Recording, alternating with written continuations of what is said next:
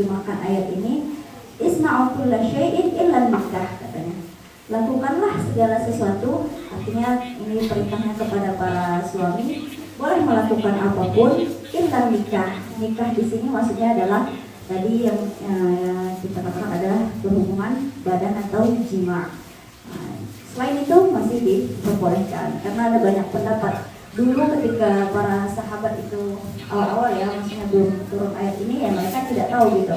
Baru turun ayat ini ditanyakan kepada Rasulullah, disuruh fa'tazilun nisa'atul mahid, itu bagaimana menjauhi wanita ketika haid, itu bagaimana maksudnya? Mereka bertanya kepada Rasulullah. Mereka dulu sampai benar-benar karena mengartikan ayat ini fa'tazilun nisa itu menjauh gitu, sampai tidak mau tidur di kamar dengan istrinya, sampai tidak serumah pun mereka pergi keluar rumah gitu, tidak berada di dalam rumah bersama istrinya, karena mereka mengartikan benar-benar harus dijauhi. Tapi di sini dijelaskan dalam hadis tadi, isna'u kulla syai'in illa nikah, boleh lakukan sesuatu apapun kecuali jima tadi, kecuali berhubungan badan, artinya mencium dan sebagainya itu masih diperbolehkan. Kemudian ada usia di mana seseorang wanita sudah maksudnya usia minimal dia bisa haid gitu ya, bisa dikatakan dia haid. Nah, usia minimalnya adalah 9 tahun. Nah, ini jadi terdapat di kitab ini adalah 9 tahun. Dan itu hitungannya adalah hitungan hijriah. Nah, jadi mungkin kalau kita menghitung dengan hitungan Masehi ya, hitungan ulang tahun Masehi gitu, mungkin ada yang usianya masih 8 tahun tapi sudah haid gitu anak-anak sekarang, apalagi mungkin dengan perubahan hormon dan segala macam. Tapi itu jangan kita hitung dengan usia Masehi tadi, kita kalkulasikan hijriahnya, kita lihat tanggal lahir hijriahnya, karena hijriah itu lebih cepat ya, karena kan setahunnya setiap bulannya cuma 29-30. Jadi otomatis kalau bertahun-tahun ya itu sudah maju gitu kan. 8 tahun sekian usia Masehi itu sudah masuk 9 tahun hijriah, maka sudah bisa seorang wanita itu haid kalau sudah kemudian usia 9 tahun haid. Nah, ada tanda-tanda baligh yang perlu kita ketahui selain haid. Haid ini jelas menjadi salah satu tanda baligh bagi wanita. Ada tanda-tanda lainnya yang seorang wanita itu dikatakan sudah baligh. Pertama dari haid, yang kedua apa? Ada tahu? Tanda-tanda selain haid wanita sudah bisa dikatakan baligh. Hah? Kenapa? Apa? Angkat tangan dong yang mau jawab. Jangan kecil-kecil suaranya. Yang kedua itu ditandai dengan mimpi basah atau keluarnya mani. Nah, mungkin ini masih jarang yang atau masih belum tahu. Tidak hanya laki-laki yang mengalami mimpi basah. Ada dari sebagian, tapi tidak banyak, beberapa persen dari wanita itu juga mengalami mimpi basah atau keluarnya mani saat pertama kali dia baligh. Jadi tidak haid duluan, bisa saja dia mimpi basah duluan gitu. Haidnya agak lama, tapi ternyata dia sudah baligh karena sudah mengalami mimpi basah. Tapi dia tidak tahu gitu. Dia merasa ya itu berlalu gitu saja gitu. Makanya perlu diketahui kalau kita pun mengalami mimpi basah, maka itu kita sudah dihitung baligh, tidak nunggu haid saja. Maka kita edukasi gitu. Mungkin ya dari saudara kita atau adik kita terutama, mungkin mereka sudah ada yang mengalami gitu kan, dikasih tahu bahwasanya itu adalah tanda dari baligh. Ini bukan hal yang tabu gitu, ini adalah hal yang harus kita tahu sama-sama gitu. Tidak hanya laki-laki, tapi ternyata wanita juga mengalami mimpi basah. Kemudian yang ketiga, tandanya adalah tumbuhnya bulu di daerah farj atau kemaluan. Nah, ini bisa jadi salah satu tanda sebelum haid. Bisa jadi haid duluan, sudah jelas kan, kalau haid kita sudah pasti familiar, oh dia sudah baligh gitu, kita sudah baligh. Tapi bisa jadi ternyata bulu kemaluannya duluan tumbuh daripada dia haid gitu. Nah, karena jarang juga terjadi, biasanya orang pasti akan haid lebih duluan, baru kemudian tumbuh bulu kemaluan. Tapi ada beberapa yang ditandai balighnya dengan tumbuhnya bulu kemaluan, dan itu menjadi tanda balighnya. Sudah tumbuh maka sudah baligh begitu, sudah dibebankan kepadanya dosa. Kemudian yang terakhir adalah genap usia 15 tahun. Nah ini seandainya ciri-ciri atau tanda-tanda yang 4 di atas tadi tidak dialami oleh seorang wanita atau seorang remaja, belum haid, belum tumbuh kemaluan, belum juga mimpi basah gitu kan, tapi sudah genap usianya 15 tahun hijriah, maka sudah juga dikatakan dia baligh. Nah, karena mungkin ada yang tidak mengalami tanda-tanda itu di keadaan biologisnya kan, lambat gitu kan, maka dia ketika sudah masuk usia 15 tahun hijriah sudah dikatakan baligh. Baik, kemudian masuk kepada durasi haid. Haid tadi kan ada di pengertiannya pada waktu yang telah diketahui. Nah, haid juga memiliki durasi atau waktu berlangsungnya haid itu sendiri. Paling minimal haid itu adalah berapa lama? Paling bentarnya? 3 hari? Sehari. Paling sebentar itu adalah ya 24 jam atau sehari semalam. Nah, jadi walaupun cuma sehari, apakah itu dikatakan haid? Setelah itu berhenti ya sudah, berarti ya haidnya cuma sehari. Minimalnya adalah 24 jam atau sehari semalam. Kemudian yang terlama dari durasi haid itu adalah 15 hari 15 malam. Nah itu maksimal.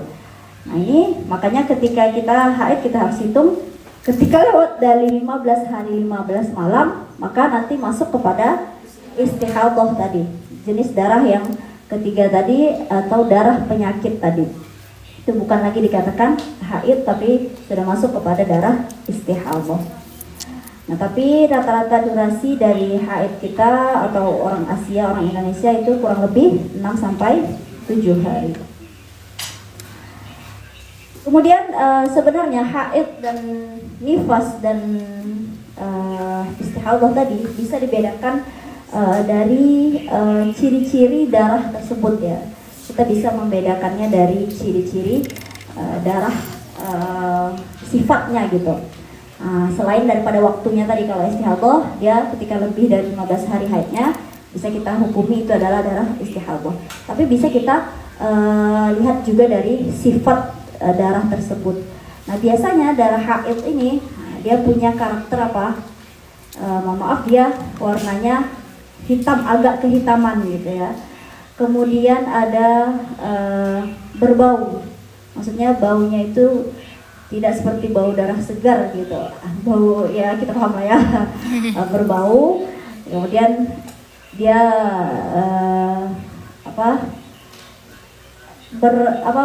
kalau kita selama siklus haid itu dia bertahap gitu. Pertama dia deras banyak, kemudian dia sedikit demi sedikit berkurang, kemudian warnanya berubah menjadi kecoklatan, kekuningan, kemudian sampai dia putih menjadi suci gitu. Nah berbeda dengan darah istihadhah. Biasanya darah istihadhah ini ditandainya dengan darahnya itu lebih segar, lebih ke merah. Kalau tadi kan hitam, dia ini lebih segar gitu darahnya. Dan biasanya tidak berbau amis seperti darah haid gitu. Karena memang tadi yaitu darah penyakit yang sebenarnya sumber keluarnya itu berbeda. Kalau darah haid ini mungkin di sini ada anak sains gitu ya, anak IPA ya. Darah haid itu kan keluarnya dari pengikisan dinding rahim ya, pelunturan dinding rahim yang tidak dibuahi, maka dia menjadi kotor gitu kan, aromanya pun berbeda. Tapi kalau istihadhah dia murni keluarnya itu dari rahim itu sendiri gitu, makanya dia dikatakan darah penyakit dan bisa kita bedakan. Nah, jadi kita sebenarnya kalau mengalami hal-hal seperti ini kita bisa gunakan feeling kita sebenarnya, ya lebih mengarah kepada feeling kita, keyakinan kita. Karena dalam kaidah fikih itu kan ada al-yaqinu la yazalu bisyak. Kita yakinnya bagaimana? kita yakin ini darah haid apa bukan. Misalnya kita mengalami kondisi yang sebentar haid, sebentar atau lama haidnya nggak berhenti ya. Kita bingung nih haid apa bukan, haidnya udah selesai apa udah istihadhah apa gimana, kok kayaknya bingung gitu. Nah itu kita bisa perhatikan dan gunakan feeling kita gitu sebagai yang mengalaminya gitu ya, dengan tanda-tanda atau ciri-ciri yang sudah kita pelajari, yang bisa kita amati dari ciri-ciri tanda-tanda yang kita baca gitu. Nah kemudian bagaimana sih setelah suci dari haid itu? Nah ini juga perlu kita ketahui. Dalam hadis Aisyah radhiyallahu anha berkata, la ta'jalna fil haid gitu hatta taraina al-qissatal bayda. Jangan terburu-buru untuk segera mandi wajib gitu ya, sampai benar-benar hatta taraina al-qissatal bayda, sampai benar-benar kalian lihat dalaman atau pembalut kalian itu bersih, putih, bayda, putih. Kadang kita kan merasa ya udah habis gitu darahnya, kita buru-buru untuk mandi, tiba-tiba nanti ada lagi gitu. Sering ya kita ngerasain kayak seperti itu. Nah ini hal yang perlu kita hindari gitu, karena jatuhnya akan menyusahkan kita dan ya bisa kita dikategorikan bermain-main gitu. Nanti kita sholat, habis itu kita nggak sholat lagi habis itu. Nah jadi jangan buru-buru lah, ta'jalna kata Aisyah, jangan buru-buru sampai benar-benar baydha tadi, benar-benar melihat putih bersih di daerah pakaian dalam kita begitu. Jadi benar-benar diamati gitu ya, diperhatikan secara detail gitu. Kalau benar-benar sudah putih bersih baru kita lakukan mandi wajib. Jangan baru bersih, baru hilang darahnya udah pengen buru-buru mandi. Biasanya atau bulan puasa ya seringnya kita takut banyak ketinggalan puasa gitu kan, mandi aja lah gitu kan. Rupanya siang-siang ada lagi rupanya gitu kan, ya nggak jadi puasa gitu kan, jatuhnya malah kita ya kita yang susah sendiri gitu. Nah makanya ketika akan suci dari haid harus diperhatikan sampai kita benar-benar melihat putih bersih tadi ya, qissatul bayda kata Aisyah tadi. Nah kemudian bagaimana sih cara kita untuk suci dari haid itu? Kita harus diwajibkan untuk mandi wajib atau mandi besar istilahnya kan, kita harus mandi wajib. Apa saja sih cara dalam melaksanakan mandi wajib? Nah, apa saja rukun mandi wajib?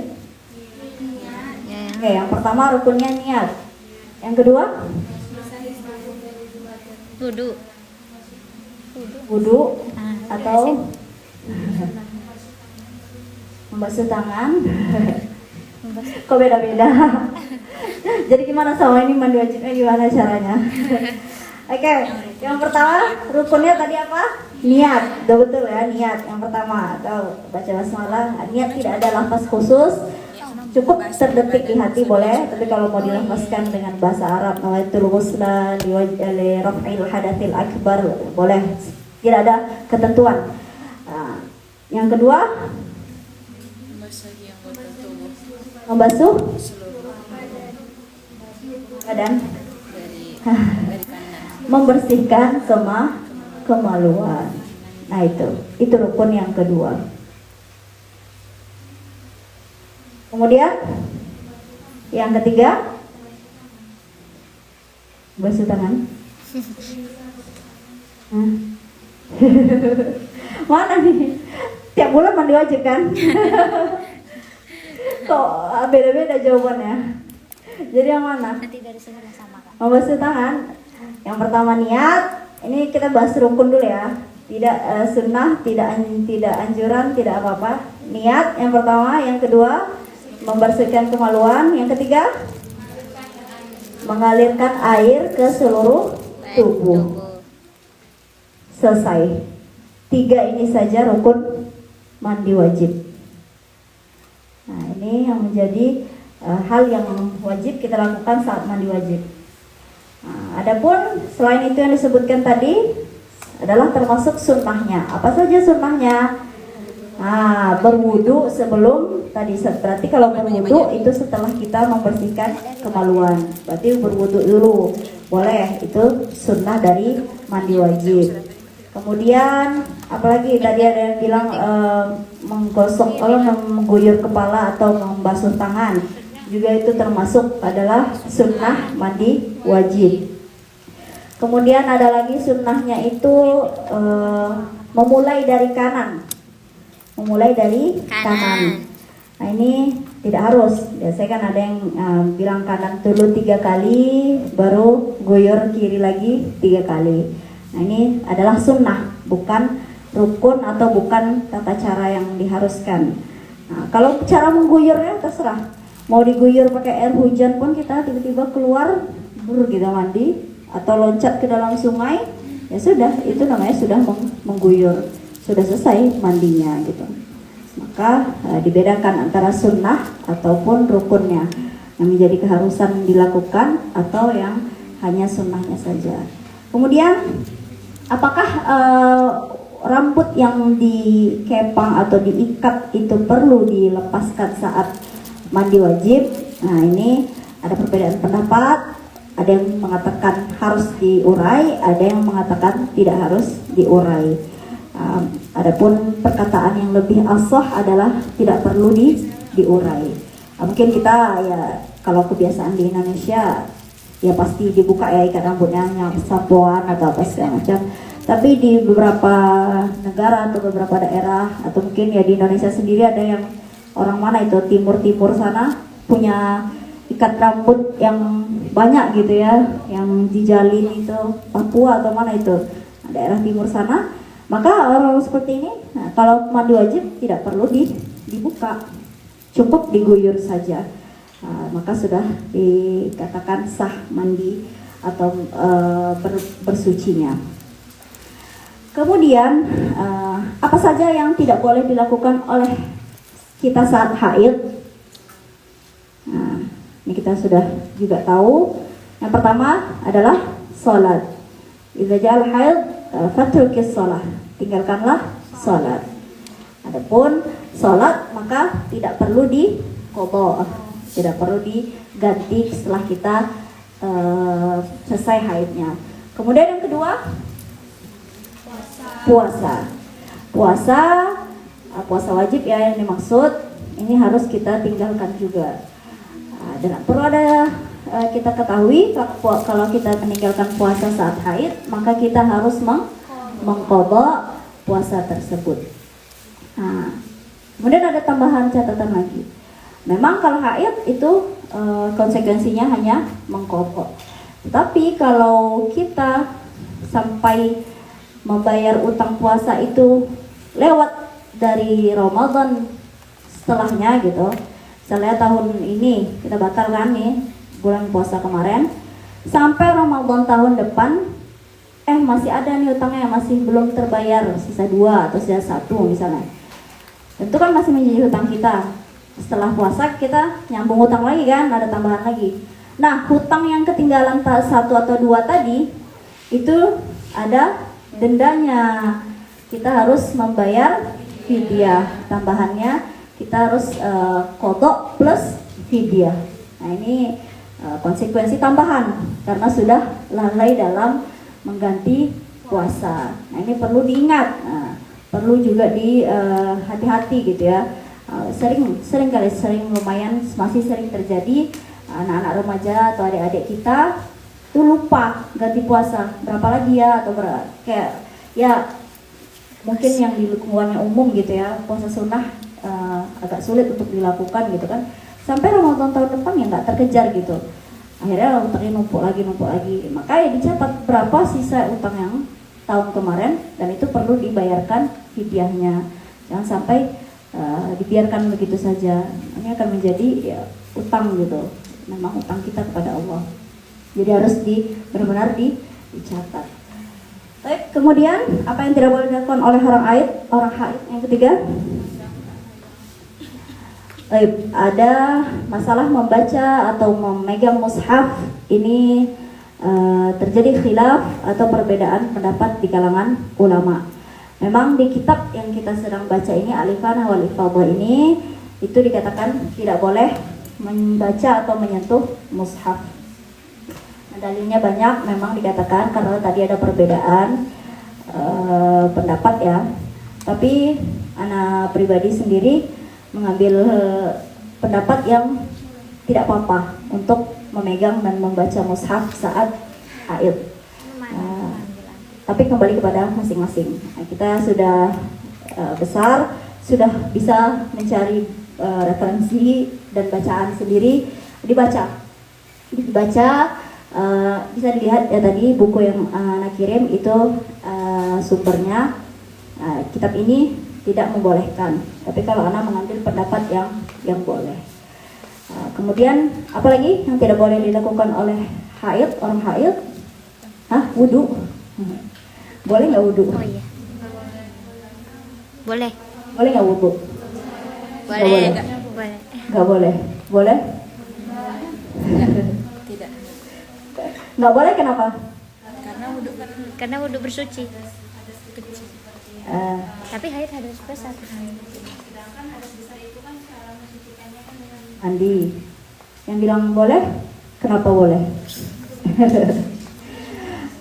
Oke, jawabannya diperinci. Jawabannya adalah boleh dan tidak boleh. Boleh kalau hanya ingin berwudu saja, dan tidak boleh jika berniat untuk beribadah atau menghilangkan hadas. Nah itu, kembalikan kepada niat. Jadi kalau kita mau tidur, kita kan dianjurkan untuk berwudu. Ya kita berwudu untuk pengen tidur, ya sudah, tidak ada masalah gitu. Tapi kalau kita berwudu mau niatnya sholat atau apa, nggak mungkin gitu kan. Nah itu niatnya, kita niat untuk menghilangkan hadas yang tidak mungkin gitu, mustahil. Maka tadi kan seluruh ibadah itu innamal a'malu binniyat. Maka tergantung kepada niatnya. Kemudian apalagi yang tidak boleh dilakukan oleh orang haid?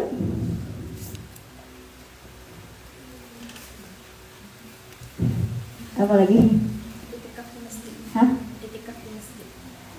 I'tikaf di masjid.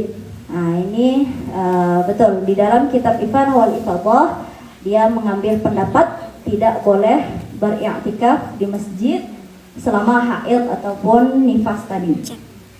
Lagi-lagi sama dengan memegang atau membaca mushaf. I'tikaf di masjid punya khilaf atau perbedaan pendapat yang cukup banyak, ya, cukup.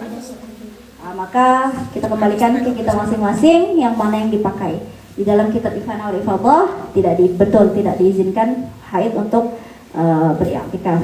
Tapi Ana pribadi kembali sama dengan yang tadi, Ana memakai pendapat yang membolehkan untuk beriktikaf di masjid.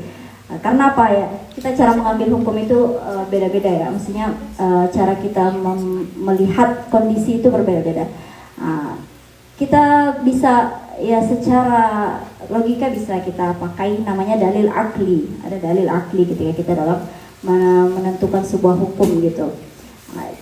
Kenapa alasan Rasulullah mungkin dulu ada hadis yang melarang kita untuk baca Al-Quran, melarang untuk beriktikaf di masjid. Itu karena ada mudarat yang akan ditimbulkan ketika seorang wanita haid itu berada di masjid. Contohnya kan, misalnya dulu tidak ada pembalut segala macam, akan mengotori masjid. Kemudian fitnah yang cukup besar karena keadaan masjid yang jauh dari rumah, padang pasir gitu kan.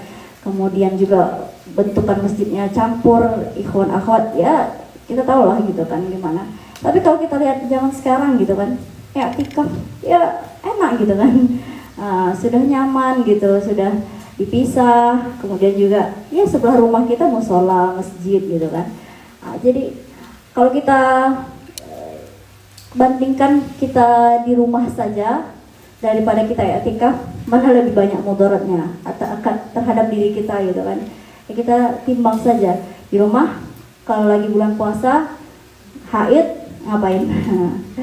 Tidur, main HP, nonton, makan, ya seperti itulah gitu kan.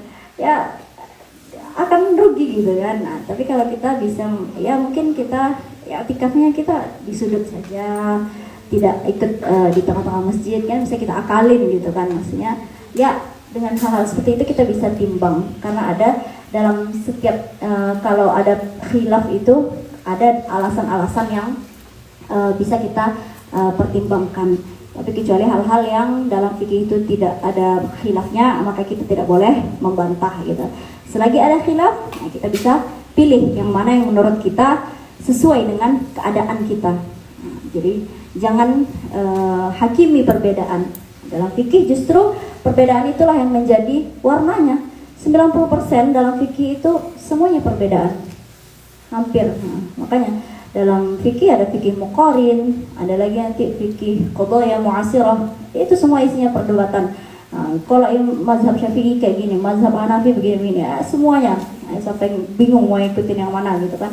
Ya karena memang 90% dari fikih itu adalah perbedaan. Nah, maka ya wajar saja gitu ketika terjadi perbedaan yang kita pilih dalam hukum-hukum yang bersifat cabang tadi, bukan hukum yang sifatnya inti atau mutlak tadi. Kemudian apalagi yang dilarang oleh bagi wanita haid? Ya, tawaf atau berihram ya, tawaf. Nah itu mutlak juga dilarang. Nah, karena kata Rasulullah, ihram atau tawaf itu sama dengan salat sebenarnya. Hanya saja kalau ihram boleh berbicara gitu, tapi kalau salat tidak boleh berbicara. Kemudian terakhir yang tidak boleh dilakukan wanita haid, bukan tidak boleh dilakukan, ya tadi ya, jima. Jima juga tidak boleh dilakukan oleh wanita haid. Kemudian yang terakhir adalah ditalak oleh suaminya yang sudah nikah, maka seorang suami tidak boleh mentalak istrinya dalam keadaan haid. Nah, dalilnya dalam surat At-Talaq itu ada yang ingat? Fa'ahsul iddah, pokoknya di saat waktu dia tidak haid supaya bisa dihitung iddahnya gitu. Nah, jangan sampai ditalak ketika haid karena itu akan membingungkan wanita untuk menentukan iddahnya. Nah, karena kan ketika ditalak ada yang namanya iddah tadi, masa tunggu tadi, yang hitungannya salah satu quru, 3 kali suci atau 3 kali haid. Sedangkan kalau saat haid ditalak, bagaimana cara menghitungnya? Nah, itu kan. Nah, itu yang menjadi permasalahan, tidak boleh ditalak dalam keadaan haid. Baik, kemudian setelah kita selesai haid, nah ini ada setelah kita suci dari haid, nah, ada permasalahan yang timbul nih. Kalau kita suci saat waktu sholat yang berbeda-beda gitu kan, misalnya kita suci di pagi-pagi subuh-subuh atau kita suci di waktu asar. Nah ini menjadi permasalahan, bagaimana apakah kita perlu mengqadha sholat yang berkaitan dengan waktu kita suci tersebut. Jadi ini poinnya, mengqadha sholat bagi wanita yang suci dari haid. Nah ini ada 2 kondisi. Qadha bagi wanita yang suci dari haid. Yang pertama, nah ketika kita datang haid dulu. Ketika kita haid di waktu haid itu datang di waktu sudah masuk waktu sholat. Nah, apakah kita perlu mengganti sholat yang sudah masuk tersebut atau tidak? Nah ini poinnya. Ternyata di sini diperinci oleh para ulama. Itu ada 2 pendapat. Kata para ulama, ketika kondisinya dia meninggalkan sholat itu dengan sengaja, maka dia perlu mengqadha sholat tersebut. Yang kedua, dia diperincinya lagi sebaliknya, kalau dia tidak sengaja ketinggalan sholat tersebut, maka dia tidak perlu mengganti sholat tersebut. Kita contohkan saja, misalnya zuhur ya, tiba-tiba atau subuh, misalnya subuh atau zuhur. Kita zuhur jam berapa? Jam 12 anggap, jam 12 pas. Tiba-tiba kita kan azan dengar nih, tapi kita dalam kondisi lagi ke kampus nih, masih ada kelas misalnya kan, kita belum haid nih, jam 12 nih udah azan, oh ya udah ntar sholat gitu kan, pas keluar dari kelas sholat kayak biasa. Ternyata keluar kelas tuh jam 12.20 atau 12.15 gitu kan, pas itu pula kita terasa ada yang keluar dan itu haid. Nah bagaimana? Yang ini apakah perlu kita ganti nanti setelah suci atau tidak? Nah ini masuk kepada yang pendapat kedua tadi, karena ini jatuhnya kita tidak sengaja meninggalkan sholat zuhur tadi. Beda kondisi ketika kita sedang tidak ngapa-ngapain, kemudian kita tahu azan, tidak bersegera untuk sholat, kemudian haid. Nah, maka yang seperti ini harus kita qadha. Nah ini pendapat dari para ulama. Nah, maka kembali ke diri kita masing-masing. Kita yang tahu kondisi, apakah itu kita sengaja melambat-lambatkan sholat tadi sampai akhirnya ternyata datang haid, atau kita tidak sengaja dalam keadaan aktivitas, atau mungkin yang ininya tidur, misalnya kita kan tidur bangun-bangun tiba-tiba haid gitu kan, haidnya ternyata setelah azan gitu ya, kita nggak tahu juga kan. Nah maka ya seperti ini tidak perlu diqadha. Nah itu sholat ketika kita sholat yang perlu diqadha ketika haid itu datang. Kemudian setelah suci dari haid tadi, bagaimana? Apakah ada sholat yang perlu diqadha atau tidak? Nah ada dua kondisi juga. Yang pertama, ketika kita suci atau bersih di waktu yang sholatnya itu tidak bisa dijamak. Nah itu sholat subuh ya. Misalnya kita suci di waktu subuh, nah misalnya kita sebelum subuh sudah suci terus kita mandi, maka yang perlu diganti adalah subuh saja, tidak perlu mengganti sholat isya. Karena ini perdebatannya agak panjang juga. Nah tapi intinya begitu, kita mandi subuh hari, yang perlu diqadha adalah langsung sholat subuh saja, karena saat itu masih waktu subuh. Kemudian yang kedua, ketika kita bersih atau suci di waktu yang sholatnya itu bisa dijamak dengan waktu sebelumnya, artinya di sholat yang keduanya. Ini yang dimaksud adalah asar dengan isya. Nah misalnya kita suci atau bersih dari haid itu di waktu asar atau di waktu isya, apakah kita perlu sholat zuhur juga dan sholat maghrib juga setelah kita sholat asar dan isya tadi? Nah ini yang menjadi khilaf di kalangan para ulama. Ada dua pendapat ulama. Yang pertama itu pendapat jumhur ulama. Jumhur ini adalah mayoritas ulama atau kebanyakan para ulama. Mereka mengatakan harus mengganti dua waktu sholat tersebut, karena pada hakikatnya dua waktu sholat tersebut adalah satu kesatuan waktu gitu. Asar dan zuhur itu masih dalam waktu yang sama, siang hari. Jadi ketika kita suci di waktu asar gitu, kita mandi di waktu asar, menurut para ulama sebenarnya kita itu sudah suci dari zuhur. Hanya saja kita butuh waktu untuk menunggu apakah sudah benar-benar bersih atau belum nih. Karena tadi kan kita juga diperintahkan jangan buru-buru. Nah tapi ya tadi ternyata konsekuensinya kita harus juga sholat zuhur. Setelah kita melaksanakan sholat asar, yang kita mandi nih, sholat asar, kita harus juga sholat zuhur.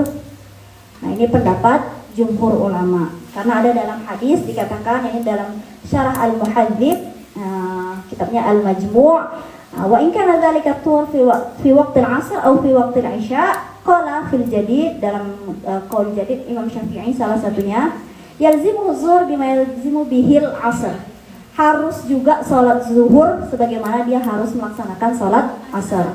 Wa yalzimu bihil 'isya wa yalzimu bihil maghrib kama yalzimu bihil 'isya, wajib juga sholat maghrib sebagaimana dia melaksanakan wajib sholat isya. Nah, gitu. Jadi ketika kita suci di waktu dua ini, suci di waktu asar dan di waktu isya, maka jangan lupa untuk mengerjakan maghrib dan zuhurnya juga.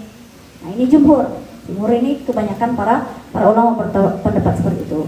Nah kemudian ada pendapat yang kedua, nah ini dari beberapa ulama salaf, ada As-Sauri salah satunya, mereka mengatakan tidak perlu dikobok, cukup mengkobok sholat yang di waktu suci saja. Wallahu a'lam bishawab, yang mana menurut kita lebih condong kita ikuti. Nah, tapi kalau Ana pribadi mengikut pendapat jumhur, karena seringkali kita merasakan, yaitu kita udah sebenarnya dari siang kita udah merasa mandi gak ya, tapi kita tunggu kayak takut ada lagi, akhirnya kita baru mandi di waktu asar tadi. Nah makanya ketika kita sudah selesai mandi tadi, kita harus sholat zuhurnya juga. Nah itu harus kita kerjakan. Nah, tapi kalau mau ikut pendapat yang tidak perlu dikobok zuhurnya juga tidak ada masalah. Wallahu a'lam bishawab. Mungkin ini saja kilas tentang haid. Kita bisa lanjutkan dengan tanya jawab mungkin dari Antuna. Jika ada yang ingin ditanyakan, kita coba bedah satu persatu. Baik, teman-teman sekalian, tadi kita sudah mendengarkan penjelasan dari Ustazah Semoga pertanyaan-pertanyaannya. Afifah